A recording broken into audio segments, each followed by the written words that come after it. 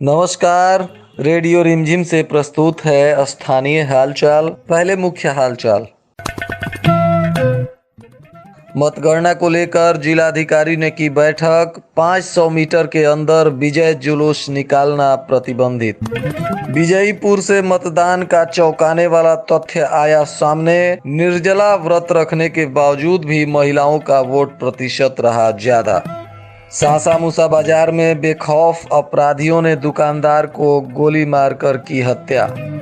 विजयीपुर के बेलवा में मुखिया प्रत्याशियों के बीच जमकर चला लाठी डंडा। दर्जन भर से ज्यादा लोग घायल। कल सिरिसिया में डूबकर मरने वाले दूसरे व्यक्ति का आज शव हुआ बरामद। स्थानीय हालचाल के इस अंक के साथ मैं अनिकेत मिश्र। अब हालचाल विस्तार से।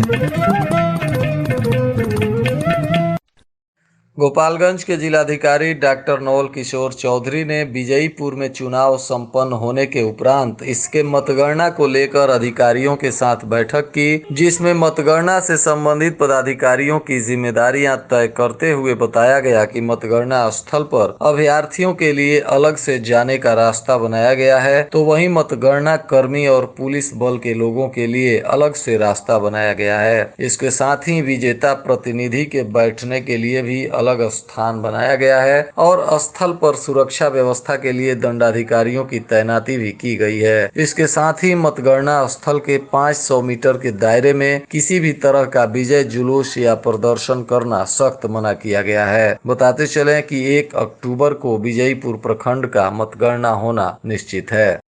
विजयीपुर में शांतिपूर्ण तरीके से मतदान संपन्न हुआ। आज जिला प्रशासन ने बताया कि कुल 57.17% मतदान यहां हुआ है और कहीं से भी किसी तरह का कोई बड़ा हादसा या कोई बड़ा विवाद सामने नहीं आया है। 1-2 जगहों पर छोटी मोटी बातें सामने आई, जिसका त्वरित निष्पादन कर दिया गया, परंतु एक चौंकाने वाला तथ्य भी सामने आया कि पुरुष की अपेक्षा महिला मतदाताओं का प्रतिशत ज्यादा दर्ज किया गया। व्रत रखने के बावजूद भी महिलाओं ने लोकतंत्र के इस महापर्व में अपनी महत्वपूर्ण भूमिका दर्ज कराई। पुरुष मतदाताओं का प्रतिशत जहां 50.30 रहा, तो वहीं महिला मतदाताओं का प्रतिशत 64.54 दर्ज किया गया। कुचायकोट थाना क्षेत्र के सासा मूसा में बेखौफ अपराधियों ने देर रात किराना व्यवसायी को गोली मार दी। वहीं गोली मारने के बाद काउंटर में रखे 15,000 रुपए भी लूट कर फरार हो गए। लूटपाट की यह वारदात NH 27 पर स्थित बजरंग टाकीज के पास की है। मृतक किराना व्यवसायी का नाम हरेराम सिंह है। वे कुचायकोट के बाबू सिरिसिया गाँव के रहने वाले थे। मृतक के बेटे निशु ने बताया कि कल बुधवार की देर रात वे अपना दुकान बंद करने की तैयारी में थे। इसी दौरान कुचायकोट की तरफ से 2 मोटरसाइकिल पर सवार 4 अपराधी पहुंचे। अपराधियों ने दुकान के आगे बाइक खड़ी करने के बाद दुकान के अंदर घुसे और उन्हें लगा कि वे कुछ खरीदारी करने आए हैं, लेकिन तभी अपराधियों ने दुकान में घुसकर काउंटर पर पैसे का हिसाब कर रहे हरेराम सिंह को गोली मार दी। गोली मारने के बाद अपराधी बाहर निकले और बेटे निशु का हाथ पकड़कर अपने साथ अंदर ले गए और उससे पैसे के बारे में पूछताछ करने लगे। फिर काउंटर में रखे 15,000 रुपए लूट लिए और फरार हो गए। वारदात के बाद कुचायकोट थाना को सूचित किया गया, जिसके बाद मौके पर पहुंचे थाना प्रभारी अश्विनी कुमार तिवारी ने तुरंत घटना स्थल पर पहुंचकर घटना के बारे में जांच पड़ताल शुरू कर दिया और शव को सदर अस्पताल गोपालगंज भेजा, जहां कानूनी प्रक्रिया पूरी की गई। इस घटना के बाद व्यापारियों में काफी रोष देखने को मिला, तो वहीं मृतक के परिजनों में कोहराम मचा हुआ है और इस घटना की बारीकी से जांच करने के लिए पुलिस लगी हुई है। पुलिस अधीक्षक आनंद कुमार ने बताया कि आसपास की सभी CCTV कैमरों को भी खंगाला जा रहा है और पुलिस काफी गंभीरता से जांच पड़ताल में जुटी हुई है। उम्मीद है अपराधियों को जल्द ही पकड़ा जाएगा। कटिया प्रखंड में चौथे दिन के नामांकन के दौरान कुल 23 मुखिया प्रत्याशियों सहित विभिन्न पदों के लिए 218 लोगों ने आज अपना नाम निर्देशन किया। कुचायकोट थाना क्षेत्र के सिरिसिया में बुधवार को हुए हादसे को लेकर गुरुवार को दूसरा शव भी बरामद कर लिया गया, जिसका पोस्टमार्टम कराने के बाद पुलिस ने शव परिजनों को सौंप दिया। बताते चले कि बुधवार को जिउतिया त्योहार पर महिलाओं के साथ नहाने गए अजीत मिश्रा के 8 वर्षीय पुत्र आशीष कुमार मिश्रा की तालाब में डूबने से मौत हो गई थी और इसी घटना में 30 वर्षीय राजकिशोर राम की भी डूबकर मौत हो गई थी, परंतु बुधवार को राजकिशोर राम का शव बरामद नहीं हो सका था, जो गुरुवार को सुबह मिला। इस घटना में प्राप्त सूचना अनुसार नहाने के दौरान जब 8 वर्षीय बच्चा डूबने लगा तो उसको बचाने के लिए एक महिला पानी में कूद पड़ी और महिला भी जब डूबने लगी तो उसे बचाने के लिए राजकिशोर राम पानी में कूद पड़ा। इसमें बच्चे की डूबकर मौत हो गई और राजकिशोर राम की भी डूबने से मौत हो गई, जबकि महिला को स्थानीय लोगों ने सुरक्षित बचा लिया। इस घटना के बाद मृतक के परिजनों में कोहराम मचा हुआ है। विजयपुर प्रखंड के बेलवा पंचायत के बजरिया क्षेत्र में मुखिया प्रत्याशी सुनील पांडे और वर्तमान मुखिया अखिलेश्वर पांडे उर्फ पुल्लू पांडे के समर्थकों के बीच आज गुरुवार की सुबह जमकर लाठी डंडा चला, जिसमें 1.5 दर्जन लोगों के घायल होने की सूचना है। इन सभी घायलों का स्थानीय अस्पताल में इलाज चल रहा है। इनमें से कुछ लोगों की स्थिति गंभीर देखते हुए डॉक्टरों ने सदर अस्पताल गोपालगंज रेफर कर दिया। इस मामले में स्थानीय लोगों का कहना था कि गोलू पांडे के पुत्र वशिष्ठ पांडे के दरवाजे पर किसी बात को लेकर कहासुनी होने लगी। इसी में कुछ लोगों ने गोलू पांडे पर लाठी डंडे से हमला कर दिया और देखते ही देखते दोनों तरफ से जमकर लाठी डंडा चला। स्थानीय लोग इसे चुनावी रंजिश मान रहे हैं। वहीं इस मामले में दोनों पक्ष से थाने में आवेदन देकर न्याय की गुहार लगाई गई है। बहरहाल पुलिस इस मामले में आवेदन लेने के बाद गंभीर से जांच पड़ताल में जुटी हुई है। भोरे प्रखंड में चुनाव की सरगर्मी काफी तेज हो गई है। सिंबल मिलने के बाद प्रत्याशी लगातार प्रचार अभियान में जुटे हुए हैं। इसी में आदर्श आचार संहिता के उल्लंघन का भी कई मामला दर्ज किया जा रहा है। प्राप्त सूचना अनुसार तत्काल में डोमनपुर पंचायत के मुखिया प्रत्याशी के विरुद्ध भी थाने में आदर्श आचार संहिता के मामले में प्राथमिकी दर्ज की गई है। उत्तर प्रदेश की सीमा पर पुलिस ने कई जगहों पर आज छापेमारी कर सघन जांच अभियान चलाया। दरअसल पुलिस को पता चला था कि शाम होते ही प्रत्याशियों के द्वारा उत्तर प्रदेश में अपने वोटरों को ले जाकर शराब पिलाई जा रही है और इसी वजह से बॉर्डर क्षेत्रों की ओर कई जगह लोग बाग बगीचे में पिकनिक मना रहे हैं। इसी आधार पर पुलिस ने कई जगहों पर वाहन चेकिंग किया और दर्जनों जगहों पर छापेमारी की। हालांकि पुलिस को ऐसे असामाजिक तत्वों के लोगों को पहले ही भनक लग गई थी, जिसके वजह से किसी के गिरफ्तारी की खबर नहीं है, परंतु छापेमारी और जांच अभियान से पूरे क्षेत्र में हड़कंप मचा रहा। आज से हथुआ प्रखंड के लिए भी नाम निर्देशन की प्रक्रिया प्रारंभ कर दी गई है। यहाँ 5वें चरण का मतदान होना है। इसके लिए हथुआ प्रखंड कार्यालय पर नाम निर्देशन की प्रक्रिया शुरू हो चुकी है। जिला प्रशासन ने सभी लोगों से कोविड गाइडलाइंस को ध्यान में रखते हुए नामांकन सेंटर पर आने का आह्वान किया है। कुचायकोट प्रखंड के रामपुर खरेया माध्यमिक विद्यालय भूपतिपुर में विधान पार्षद आदित्य नारायण पांडे के हाथों चरित्र कला मंच का आज उद्घाटन किया गया, जिसमें काफी संख्या में बुद्धिजीवी और गणमान्य लोगों ने हिस्सा लिया।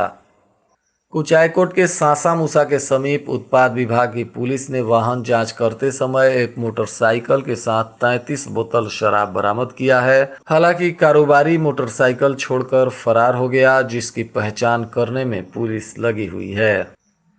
भोरे के जनप्रतिनिधियों और स्थानीय प्रशासन की उदासीनता के वजह से वहां का थाना रोड जलमग्न हो गया है और बरसात के बाद भी वहां पानी उतरने का नाम नहीं ले रहा है। जल निकासी की समस्या के वजह से 400 मीटर की सड़क पर लगभग 3 से 4 फीट तक पानी लगा रहता है। इसके वजह से करीब 5000 की आबादी के लोगों को भारी परेशानी का सामना करना पड़ता है।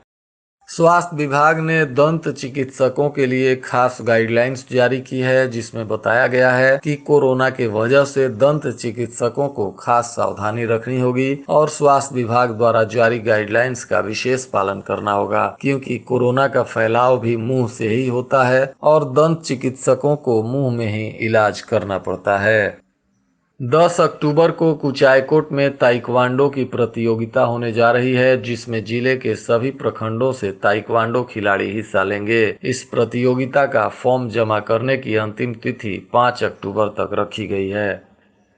जिला पदाधिकारी के निर्देशानुसार मतगणना कर्मियों का प्रशिक्षण आज संपन्न किया गया। प्रशिक्षण नोडल पदाधिकारी राहुल सिन्हा के देखरेख में संपन्न हुआ, जिसमें कुल 2466 कर्मियों ने प्रशिक्षण प्राप्त किया।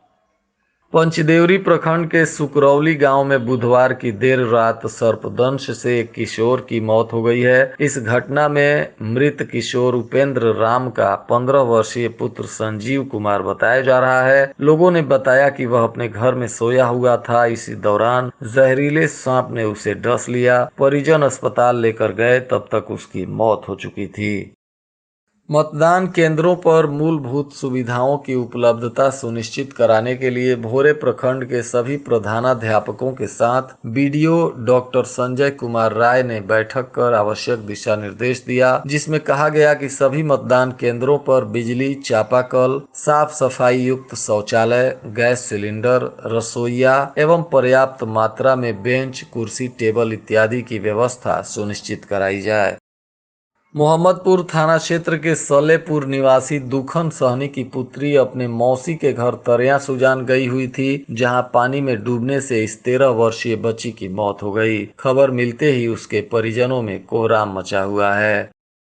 उत्पाद विभाग की पुलिस ने शहर के पुरानी चौक स्थित नोनिया टोली वार्ड नंबर 17 में गुप्त सूचना के आधार पर छापेमारी करते हुए सीताराम महतो को गिरफ्तार कर लिया। इनके पास से पुलिस को 58 बोतल विदेशी शराब मिला है। शराब को जब्त करने के बाद आरोपी का कोरोना जांच कराते हुए पुलिस ने आरोपी को न्यायिक हिरासत में जेल भेज दिया। भोरे प्रखंड में पंचायत चुनाव के दरमियान मुखिया पद के लिए दिलचस्प नजारा देखने को मिल रहा है। मुखिया बनने के होड़ में एक ही परिवार तो दूर, माँ बेटे, माँ बेटी एवं 2 सगी गोतनी आपस में ही चुनावी जंग में उतर चुकी हैं। कुछ ऐसा ही मामला जगदौली पंचायत का है, जहां निवर्तमान मुखिया आकांक्षा देवी के सामने उनके ही पुत्र अमित कुमार दाव आजमा रहे हैं, तो वहीं सिसई पंचायत के निवर्तमान मुखिया कृता देवी के सामने उनकी ही बेटी अनीता कुमारी दाव आजमा रही है। और हुसेपुर पंचायत में भी 2 गोतनी बिमला देवी और निर्मला देवी आपस में चुनाव लड़ रही हैं।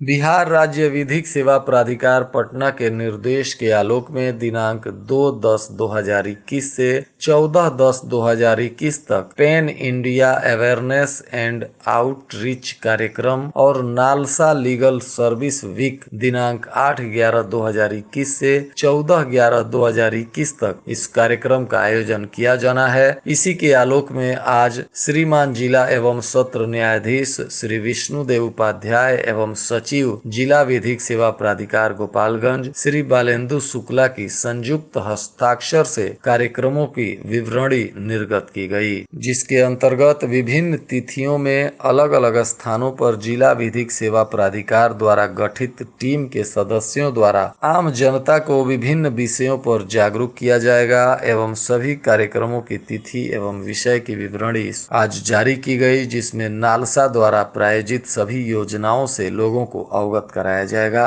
और इसकी जानकारी आम जनता के बीच साझा की जाएगी। जदयू के जिला कार्यकारिणी की बैठक में जदयू के पूर्व जिलाध्यक्ष प्रमोद कुमार पटेल ने नव मनोनीत राष्ट्रीय कोषाध्यक्ष डॉक्टर आलोक कुमार सुमन एवं राष्ट्रीय महासचिव पूर्व मंत्री रामसेवक सिंह तथा प्रदेश उपाध्यक्ष पूर्व विधायक मंजीत सिंह को पुष्प गुच्छ देकर उन्हें सम्मानित किया और बधाई एवं शुभकामनाएं दी। पूर्व जिलाध्यक्ष ने संगठन की मजबूती के लिए राजस्व गांव स्तर पर 11 सदस्यीय कमेटी बनाने तथा नीतीश सरकार की विकास योजनाओं को गांव स्तर पर प्रचार प्रसार करने की बात कही तथा तीसरी लहर से बचने और आम जनता को बचाने के लिए जागरूकता अभियान चलाने की भी बात कही गई। 7 अक्टूबर को डोमरिया रिवर फ्रंट पर नारायणी आरती का आयोजन किया जा रहा है, जिसमें सूबे के उप मुख्यमंत्री सहित कई गणमान्य लोग शामिल हो रहे हैं। पीएम के राजनीतिक सफर के 20 साल पूरे होने पर इसका आयोजन किया जा रहा है। इसकी जानकारी बैकुंठपुर के पूर्व विधायक मिथिलेश तिवारी ने दी। और आज के मौसम का तापमान गोपालगंज में न्यूनतम 26 डिग्री सेल्सियस और अधिकतम 32 डिग्री सेल्सियस रहने की संभावना है। अंत में मुख्य हालचाल एक बार फिर। मतगणना को लेकर जिलाधिकारी ने की बैठक। 500 मीटर के अंदर विजय जुलूस निकालना प्रतिबंधित। विजयीपुर से मतदान का चौंकाने वाला तथ्य आया सामने। निर्जला व्रत रखने के बावजूद भी महिलाओं का वोट प्रतिशत रहा ज्यादा। सासा मूसा बाजार में बेखौफ अपराधियों ने दुकानदार को गोली मारकर की हत्या। विजयीपुर के बेलवा में मुखिया प्रत्याशियों के बीच जमकर चला लाठी डंडा, दर्जन भर से ज्यादा लोग घायल। कल सिरिसिया में डूबकर मरने वाले दूसरे व्यक्ति का आज शव हुआ बरामद। इसके साथ ही रेडियो रिमझिम से प्रसारित स्थानीय हालचाल का यह अंक समाप्त हुआ। नमस्कार।